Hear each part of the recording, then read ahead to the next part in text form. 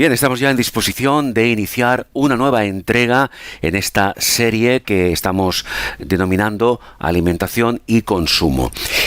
Y hoy vamos a dedicar el tiempo del que disponemos a comentar, a profundizar en el concepto de fraude alimentario. Una muy breve definición antes de entrar más a fondo en el tema.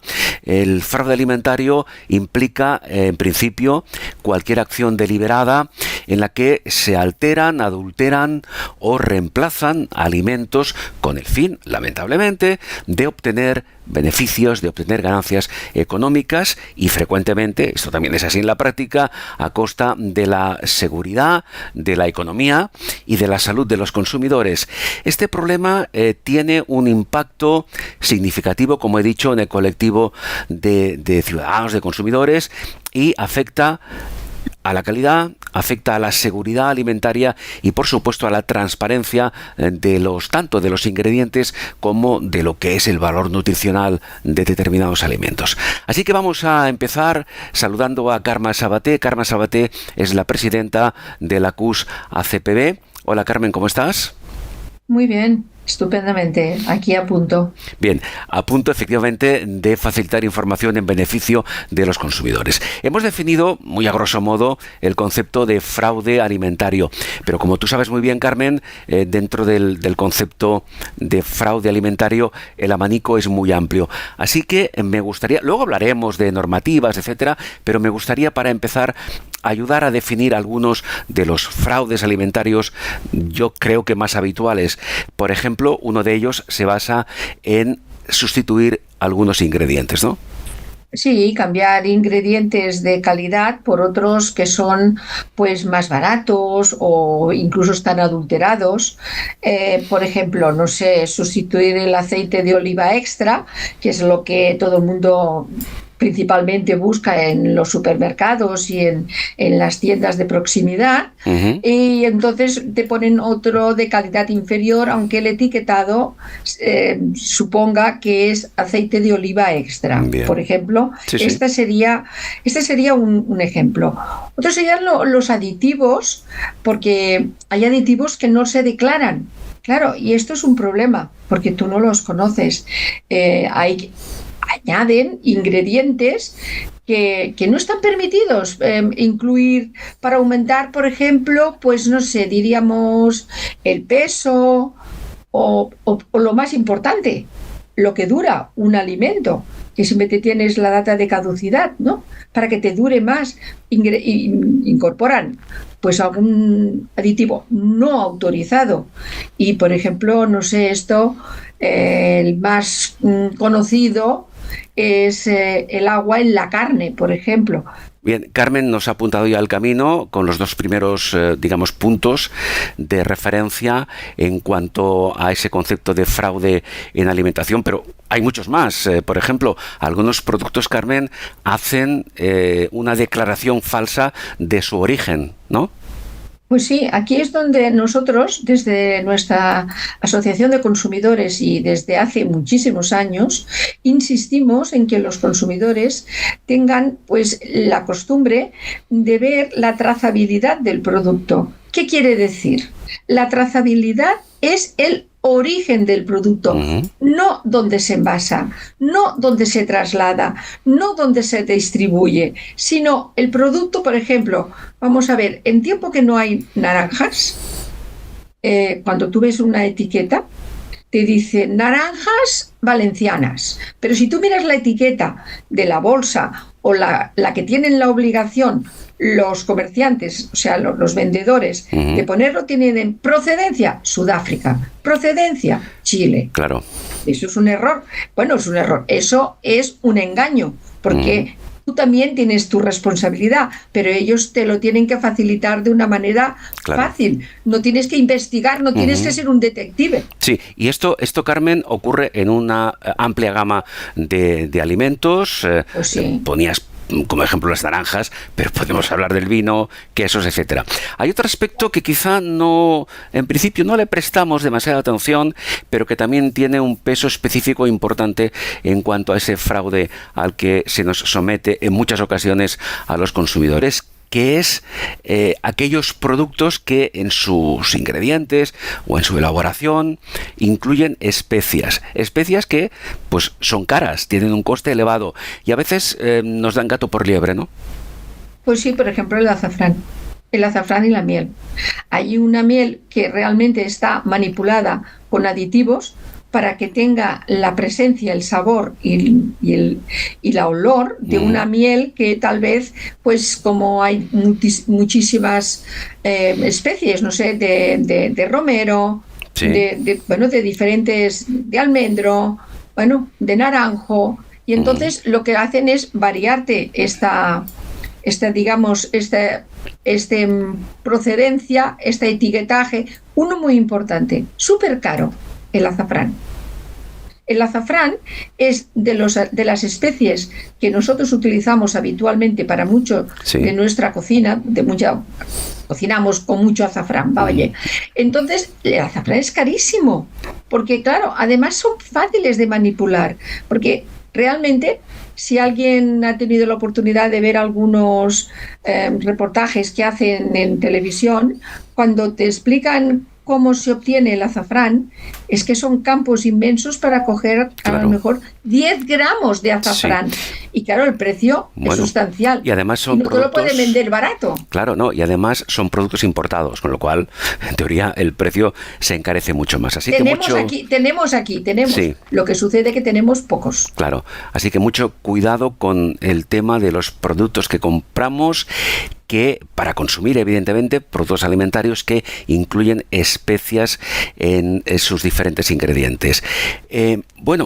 Claro, nosotros, los consumidores, somos una parte, un colectivo especialmente afectados por el fraude alimentario, que tiene algunas consecuencias, Carmen, de las que ahora podemos hablar. Una de ellas, quizá, si no la principal, una de las principales, son aquellos fraudes que pueden poner en riesgo nuestra salud.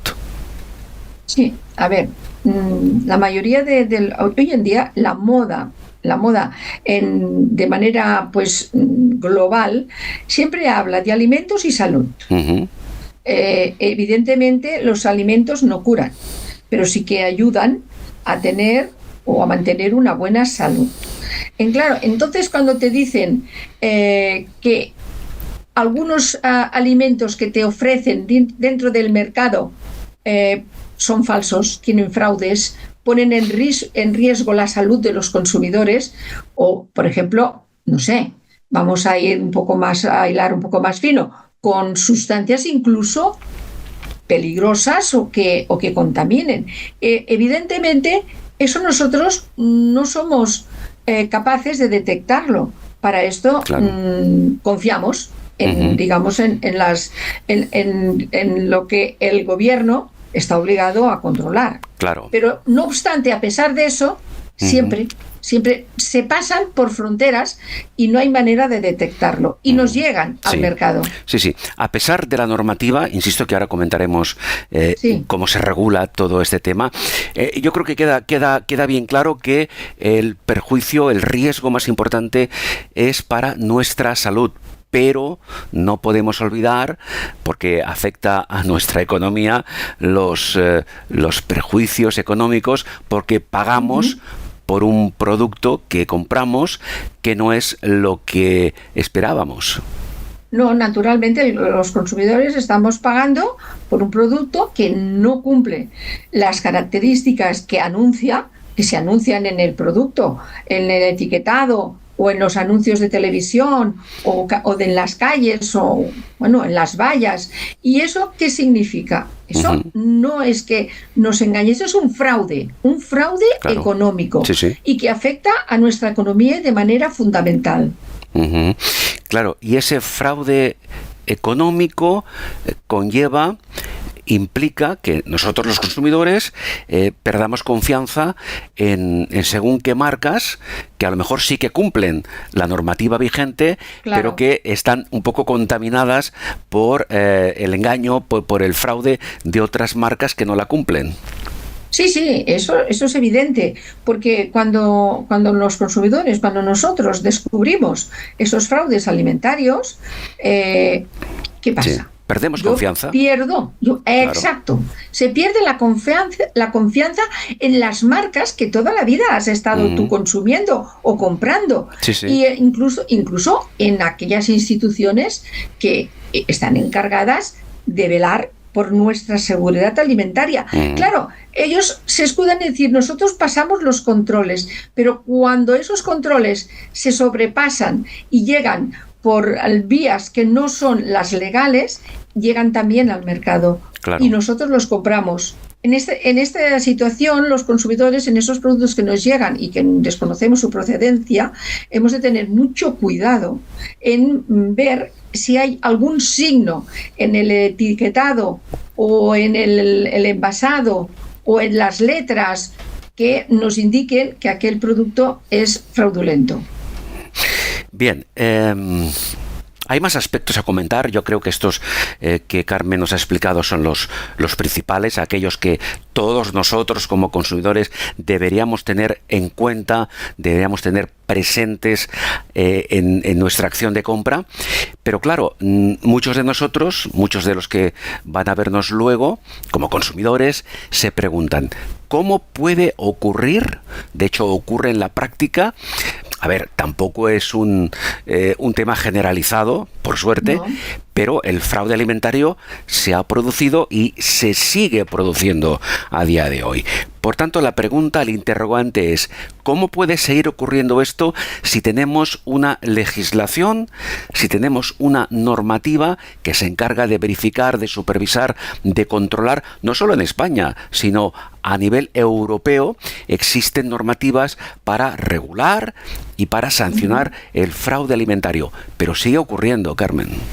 Sigue ocurriendo y la verdad es que no sabemos muy bien cómo controlarlo. Yo creo que las propias autoridades tienen problemas para controlar la entrada de esos productos, porque aquí ¿qué tenemos? Tenemos la Unión Europea, en la cual evidentemente se incluye España, que tenemos como la Agencia Española de Seguridad Alimentaria y Nutrición, la que se conoce abreviadamente como la ESAN. Aquí en Cataluña tenemos l'ACSA, que es la Agencia Catalana de Seguridad Alimentaria, que por cierto fue la primera agencia de seguridad alimentaria que se hizo a nivel estatal, sí. Evidentemente. Y entonces, ¿estos qué tienen? ¿Cuál es su función?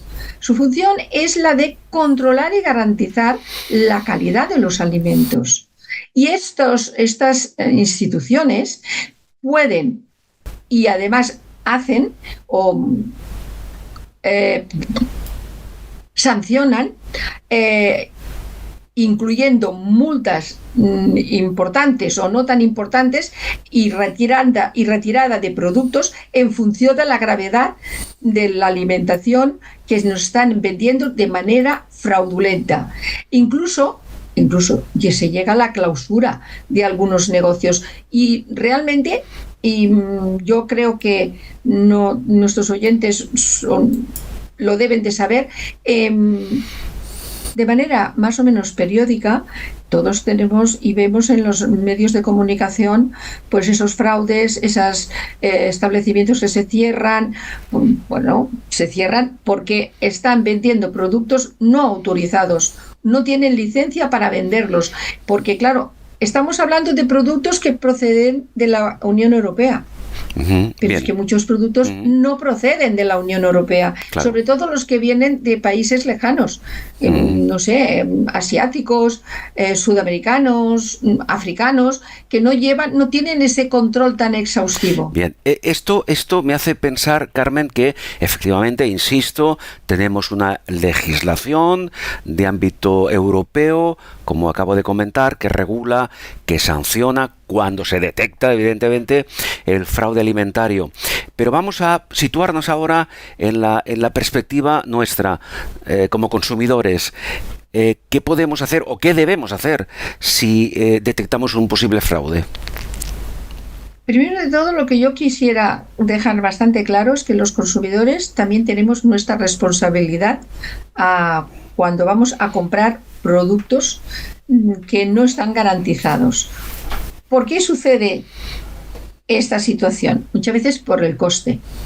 La economía es precaria en muchas familias, y cuando ven un producto que es más barato y que además parece ser el mismo que otro producto, pues las personas, los consumidores, somos débiles, miramos la economía y no somos capaces de cumplir con nuestro deber. ¿Cuál es el primer deber? La información. Hemos de conocer los productos y las marcas de confianza. No podemos fiarnos de cualquier producto que nos vendan y nos dicen, no, pero este es igual que este, aunque no se diga de la misma manera, pero tiene los mismos ingredientes. Hemos de estar informados sobre estos posibles fraudes. ¿Cómo se puede hacer? Leyendo las etiquetas. El etiquetado hay que verificar los ingredientes, el origen, la data de caducidad. ¿Y cómo podemos nosotros ayudar a que eso no suceda? Denunciando. Claro. Que es un tema que además nos cuesta. Sí, pero exactamente, pero perdona, sí, el consumidor si detecta un fraude, su deber, su obligación y su derecho es denunciarlo.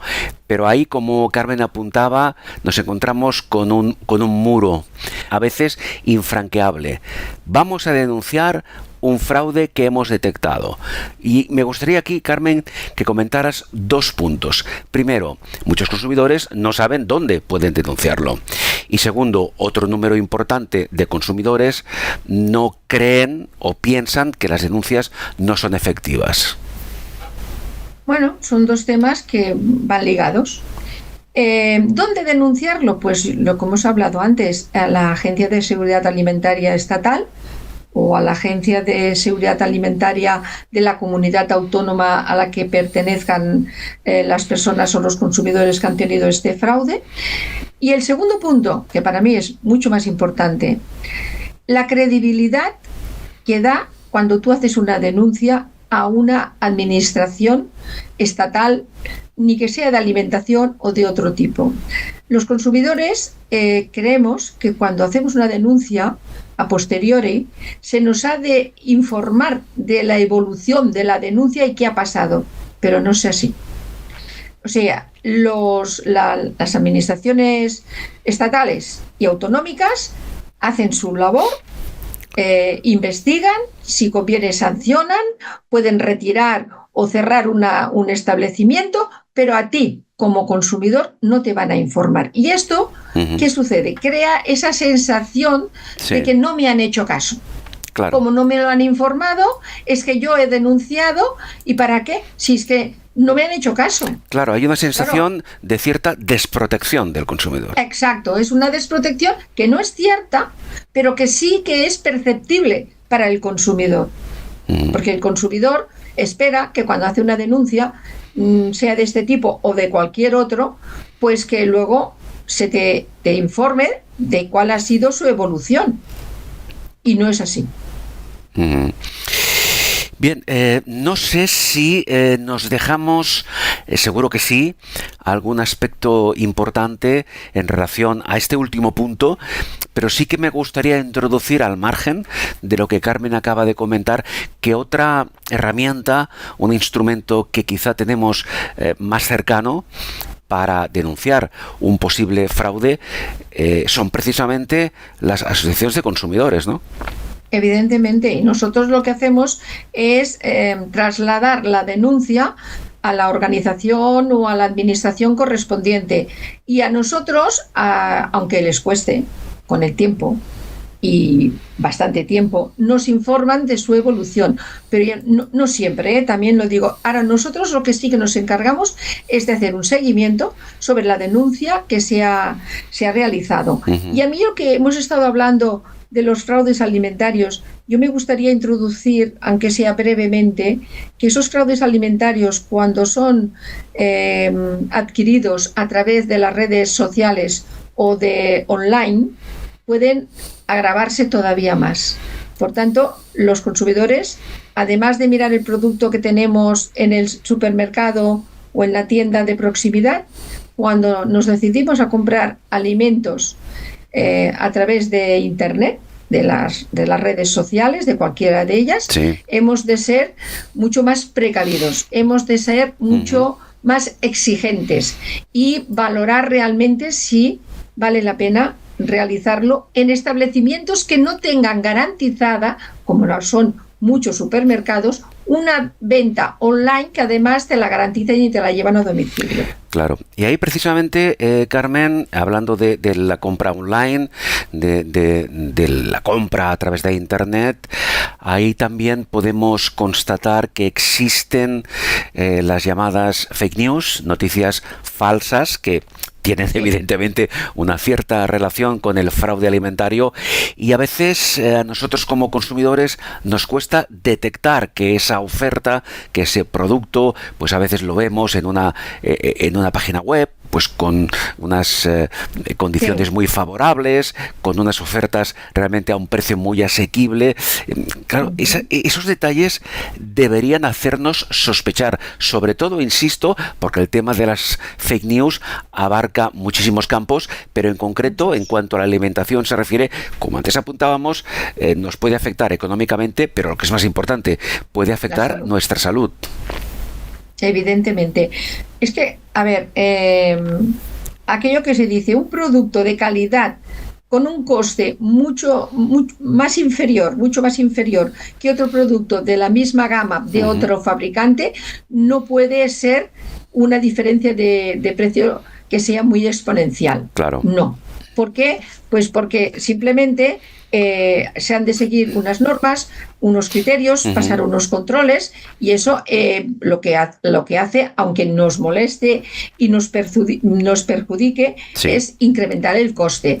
Pero, por ejemplo, ahora a grosso modo podríamos decir, no sé si algunos de los que verán este vídeo, no sé si recordarán el aceite de colza famoso. Sí, claro. Ese aceite de colza fue una cosa tan grave que afectó y murieron muchas personas. Sí. Ahora puede que no sean tan no, como diría yo, que sean tan grandes, ¿no? Que se manifiesten de la misma manera, pero a ver, te dicen, oye, si tomas agua con limón, te adelgazas. No, eso no es cierto. O sea, no te quema la grasa. O te dicen, oye, los productos detox, seguro que las toxinas, bueno, vas a estar fantástica. O oye, mira, el microondas altera los nutrientes de los alimentos. Tampoco es así. Si tú lo utilizas correctamente, también es cierto, hay que utilizarlo.